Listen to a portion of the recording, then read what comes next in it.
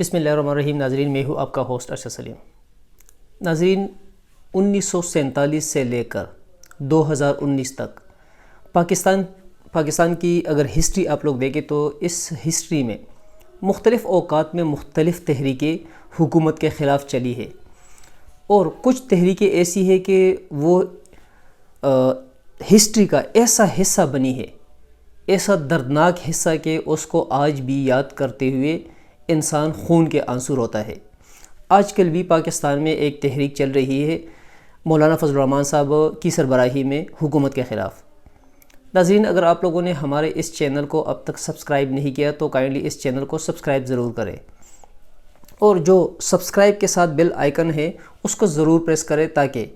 ہماری آنے والی ویڈیوز آپ لوگوں تک آسانی کے ساتھ پہنچ سکے۔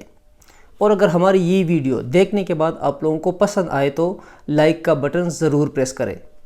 اور ہمیں ہر وقت آپ لوگوں کے آراء کا شدت سے انتظار رہتا ہے۔ ہماری خواہش ہوتی ہے کہ آپ لوگ اپنے پوزیٹیو آراء میسیج کے ذریعے ہم لوگوں کو بھجوائے، اور آپ لوگوں کے پوزیٹیو آراء کو دیکھتے ہوئے ہم اپنے پروگرامز میں آنے والے جو ہمارے پروگرامز ہوں گے اس میں مزید نکھار پیدا کر سکیں۔ ناظرین، بات چل رہی تھی تحریکوں کی۔ سب سے پہلے بات کرتے ہیں 1977 کی تحریک۔ 1977 میں بھی تقریباً جو آج کل پاکستان میں حالات چل رہے ہیں ایسے ہی حالات چل رہے تھے، ایسے ہی حالات پیدا ہوئے تھے، کیونکہ 1977 میں الیکشن ہوتا ہے، 2019 میں بھی الیکشن ہوا۔ 1970 میں بھی اپوزیشن پارٹیز نے ایک نعرہ بلند کیا داندلی کا، کہ حکومت جو آلریڈی حکومت بنا چکی ہے جو پارٹی، تو یہ داندلی کے ذریعے آئی ہے۔ اور اسی طریقے سے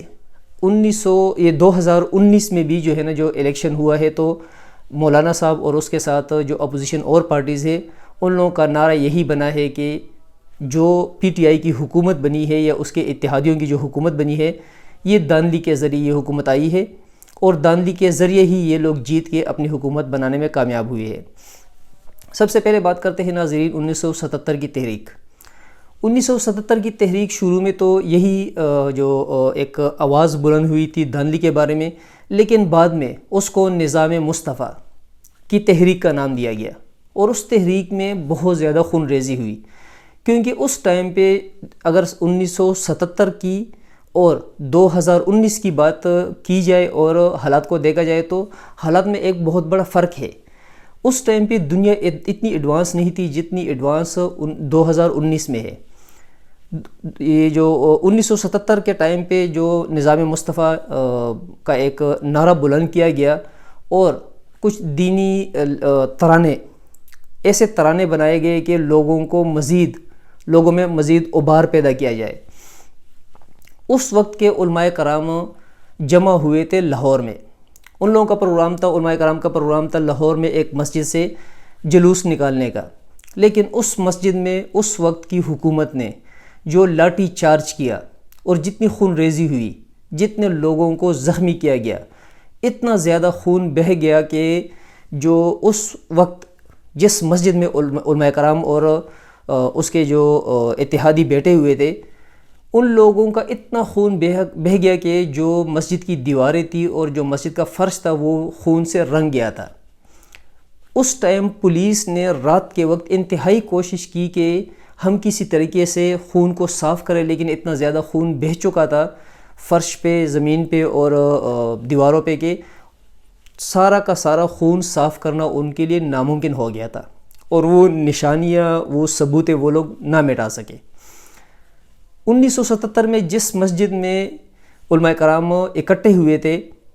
اور جس مسجد میں یہ خون ریزی کی گئی تھی، مسجد بننے کے بعد وہ پہلا اور شاید آخری دن تھا کہ جس دن 3 نمازوں کے لیے نہ اذان دی گئی اور نہ ہی جو ہے نا باجماعت نماز اس مسجد میں ہو سکی، کیونکہ ضروری بات ہے کہ جس مسجد میں اتنی خون ریزی چل رہی ہو تو خون ریزی کے دوران، لاٹھی چارج کے دوران کہاں کوئی اذان دے گا یا کہاں پہ جو ہے نا باجماعت نماز ہوگی۔ وہ تحریک بعد میں جو ہے نا پورے ملک میں پھیل گئی، کیونکہ علماء کرام پہ لاٹھی چارج اور اتنی زیادہ خون ریزی کے بعد وہ آواز، وہ پیغام پورے ملک میں پھیل گیا، اور ایٹ دی اینڈ یہی ہوا کہ جو اس وقت کی حکومت تھی اس وقت کی حکومت کو ہاتھ دھونے پڑے اپنی حکومت سے، اور at the end martial law لگ گیا تھا۔ ابھی بات کرتے ہیں ناظرین 2019 کی۔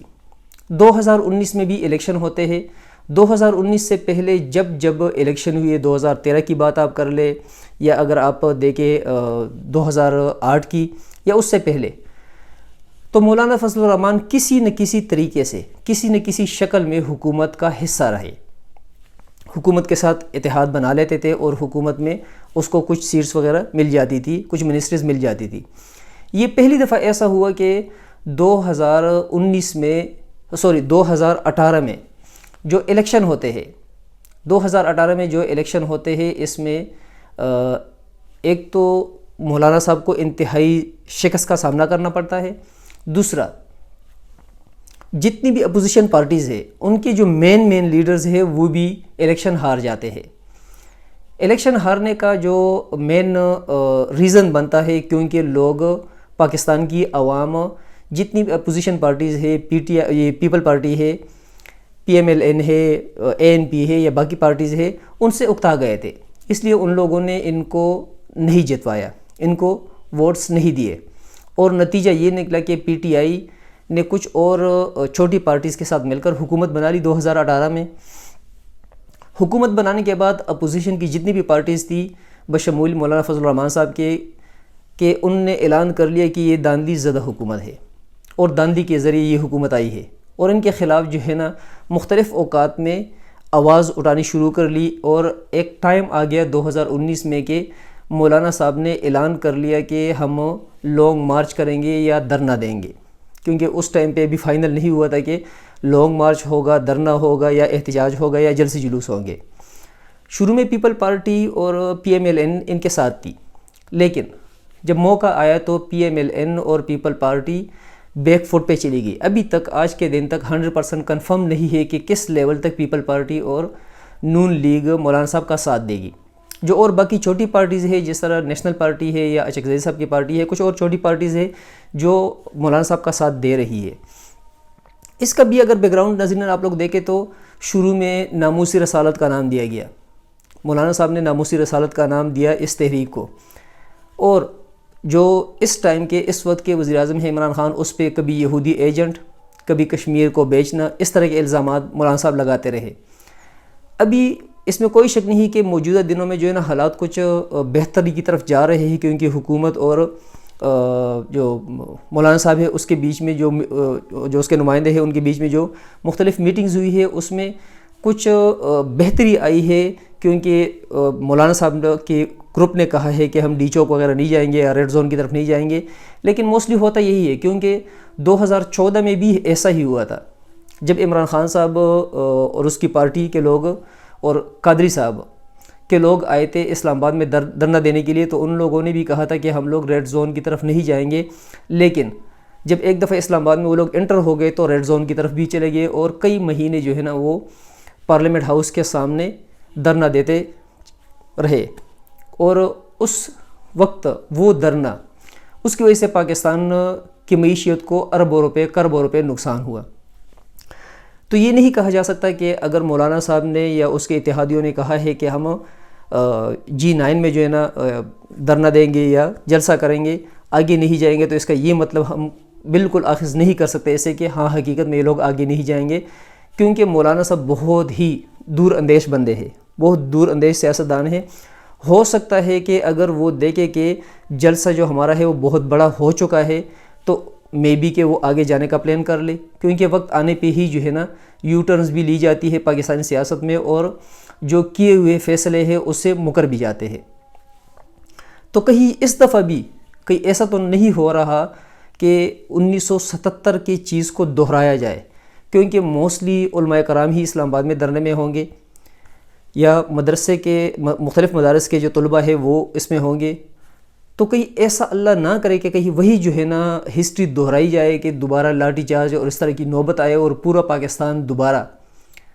اسی راستے پہ چل پڑے جس طرح 1977 میں ہوا تھا۔ تو یہ حکومت کے اس میں ہے اور مولانا صاحب کے ہاتھ میں ہے کہ جتنا زیادہ دور اندیشی کے ساتھ ان چیزوں کو ہینڈل کرے، کیونکہ پاکستان جو 1977 کا ٹائم تھا اس ٹائم پہ دہشت گردی یا اس طرح کی چیزیں پاکستان میں نہیں تھی، لیکن ابھی 2019 میں انٹرنیشنلی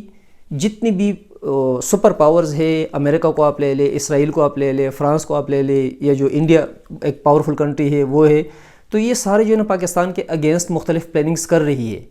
تو ایسے حالات میں پاکستان ایسے واقعات کا متحمل نہیں ہو سکتا کہ بار بار حکومتیں چینج ہوتی رہے اور پاکستان پیچھے سے پیچھے کی طرف جائے۔ تو مولانا صاحب کو بھی جو ہے نا پاکستان کا خیال کرنا چاہیے،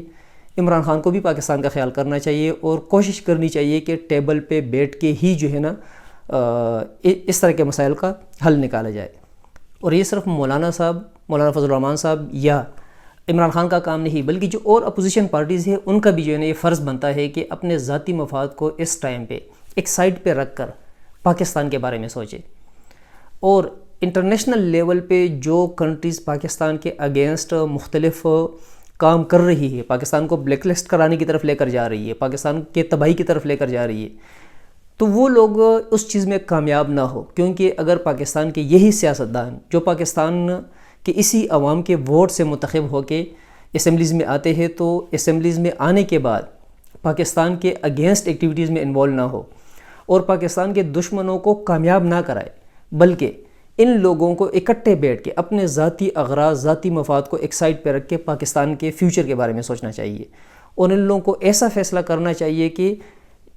ایسا نہ ہو کہ 1977 کی طرح کے حالات پیدا ہو جائے۔ 1977 میں تو پھر بھی حکومت چینج ہو گئی اور حالات کنٹرول ہو گئے، لیکن اگر 2019 میں بھی ویسے ہی حالات پیدا ہو گئے تو اس کا فائدہ جو انٹرنیشنل لیول پہ مختلف کنٹریز پاکستان کے اگینسٹ جو ہے نا مختلف پلاننگز جو کر رہی ہے، تو ان کے پلاننگز میں جو ہے نا انتہائی معاون الٹا ثابت ہوگا۔ تو اس سے یہی مطلب پھر سامنے آئے گا کہ پاکستان کی یہی پارٹیز الٹا ان جو پاکستان کے دشمن ہیں ان کو سپورٹ کر رہی ہے، اور یہ سب کچھ کرنے کا مقصد یہ تھا کہ پاکستان کو مزید تباہی کی طرف لے کر جائے اور پاکستان کے دشمنوں کو خوش کیا جائے۔ تو امید کرتے ہیں کہ پاکستان کے جتنے بھی سیاستدان ہیں، وہ جس پارٹی سے بھی ہے، وہ پاکستان کی بھلائی کے لیے سوچیں گے، پاکستان کے بھلائی کے لیے ہی قدم اٹھائیں گے، اور اپنے ذاتی اغراض مقاصد کو سائڈ پہ رکھیں گے۔ ناظرین، شکریہ۔